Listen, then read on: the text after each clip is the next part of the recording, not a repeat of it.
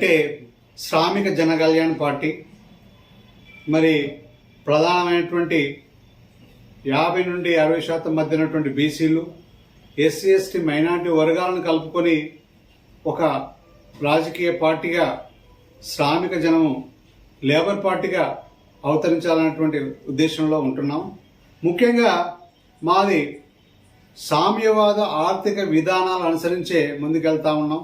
ఒకవైపు రాజ్యాంగబద్ధమైన పాలన, రాజ్యాంగాన్ని గౌరవిస్తూ ప్రజాస్వామిక విధానంలో ముందుకెళ్తూ, మరొక వైపు సామ్యవాద ఆర్థిక విధానాలు గౌరవించి మేము ముందుకు వెళ్ళాలనేటువంటి చూస్తా ఉన్నాం. ఇక్కడ ఉన్నటువంటి వ్యవసాయ విధానం కావచ్చు, పారిశ్రామిక విధానం కావచ్చు, విద్య, వైద్యము, సాంఘిక సంక్షేమం అనేటువంటిది ఏదైతే ఉందో సామ్యవాద పునాదుల మీదనే జరుగుతుందనే విషయాన్ని మరొకసారి తెలియజేస్తా ఉన్నాం. మరి ప్రస్తుతము తెలంగాణ రాష్ట్ర ప్రభుత్వం అయినటువంటి కేసీఆర్ ప్రభుత్వము మరి గత 9.5 సంవత్సరాల లోపల కూడా మరి ప్రాథమిక మాధ్యమిక విద్యను, ఉన్నత విద్యను గాలికి వదిలేసింది. టీచర్స్ రిక్రూట్మెంట్ అనేటువంటి డిఎస్సిని ఇప్పుడు కూడా ఒక సింగిల్ డిఎస్సిని కూడా కండక్ట్ చేయలేదు.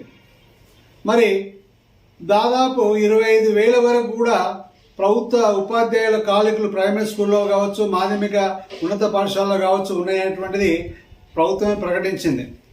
కానీ తీరా రిక్రూట్మెంట్ విషయంలో ఎన్నోసార్లు టెట్ కండక్ట్ చేసి కూడా డిఎస్సిని వాయిదా వేసుకుంటూ వచ్చింది. మరి ఇప్పుడు ఎలక్షన్స్ దృష్టిలో పెట్టుకొని టెట్ను కండక్ట్ చేయడం, డిఎస్సి కండక్ట్ చేస్తామంటుంది. మరి కేవలం 5,000 చిల్లర పైసలకు ఉపాధ్యాయులు రిక్రూట్మెంట్ చేస్తే అది ఏ మూలకు సరిపోతుందనే విషయాన్ని మేము ప్రభుత్వాన్ని ప్రశ్నిస్తా ఉన్నాము. ప్రతి ప్రాథమిక మాధ్యమిక ఉన్నత పాఠశాలలో కూడా పెద్ద ఎత్తున ఉపాధ్యాయుల ఖాళీలు ఉన్నాయి. ప్రజల యొక్క ప్రాథమిక మాధ్యమిక విద్యను ఒక ప్రధాన అంశంగా చూడనటువంటి ప్రభుత్వము విద్యను గాలి కుదిరేసింది. మరి రెసిడెన్షియల్ విద్య అని చెప్పేసి కొన్ని పాఠశాలలు కట్టించినంత మాత్రమే ప్రజలందరికీ సరిపోయినటువంటి ఉన్నతమైన విద్య, ప్రామాణిక విద్య అందించినట్టు కాదు. ప్రాథమిక నుంచి మాధ్యమిక ఉన్నత విద్య వరకు కూడా, హై స్కూల్ విద్య వరకు కూడా మరి కనీసమైనటువంటి ఉపాధ్యాయులను రిక్రూట్మెంట్ చేయకుండా, మౌలిక వసతులు కల్పించకుండా మరి విద్యను గాలి కొదిలేయడం వల్ల ఒక జనరేషన్ అనేటువంటిది నష్టపోతా ఉంది. ఈరోజు విద్యార్థుల లోపల కనీస విలువలు లేకుండా పోయినాయి. మరి కనీసమైనటువంటి ప్రామాణికత లేకుండా పోయింది. ఈరోజు ఉపాధ్యాయులు అనేటువంటిది చాలా పెద్ద ఎత్తున కొరత ఉంది. కాబట్టి వాళ్ళు కనీస హక్కులు కూడా గౌరవించుకోకుండా వాళ్ళ యొక్క ప్రామాణికత ఉంచడానికి కూడా మరి వాళ్ళకు వీలుపడకపోతుంది. కనీసం కూడా విద్యార్థులకు కనీస విద్య కూడా అందించలేని స్థితిలో ఈరోజు పాఠశాలలు లేదనేటువంటి విషయాన్ని మీకు గుర్తు చేస్తున్నాను. మరి 25,000 ఉపాధ్యాయుల రిక్రూట్మెంట్ ఇస్తే తప్ప ఈరోజు మరి ప్రాథమిక మాధ్యమిక విద్య ప్రామాణికత కోసము మనము కనీస సౌకర్యాలు, కనీసటువంటి స్టాఫ్ను మనం రిక్రూట్ చేసినటువంటి విధంగా ఉండదని జరిగే విషయాన్ని మేము తెలియజేస్తా ఉన్నాం. ఈరోజు విద్య లోపల మరి ఎన్నో దుష్ట విషయాలు ఉన్నాయి. మరి టెట్ ఈరోజు కండక్ట్ చేస్తున్నటువంటి విషయాన్ని ప్రభుత్వం తెలియజేస్తూ ఉంది.